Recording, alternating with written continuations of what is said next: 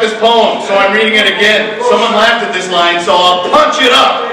Punch it up, huh? Huh? Get it? It's funny. Somebody gave this poem a 9.9, so I'm reading it again.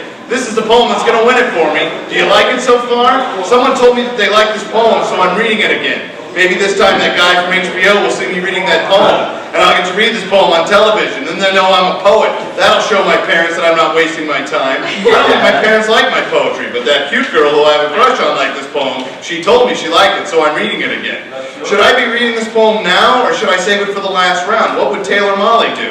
He told me he liked this poem the first time I read it 3 years ago, so I'm reading it again. This is the poem everyone expects me to read, so I'm reading it again. It's so good, I can't do any better than this. This is the only poem I had in me. Please like this poem so I can read it again. And you may think you've heard this poem before, but you really haven't, because every time I read it, I bring something new to it. It's full of hidden meanings, socio-political subtext, so I'm reading it again. And it's not that I don't write new poems, because I do.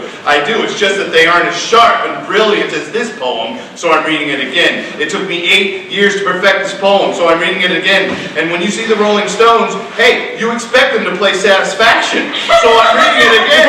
And when I walk up to the mic, you expect this poem, so I'm reading it again. You still like this poem, right? I don't care. I'm reading it again, and again, and again, until I get a 10. Again, and again, and again.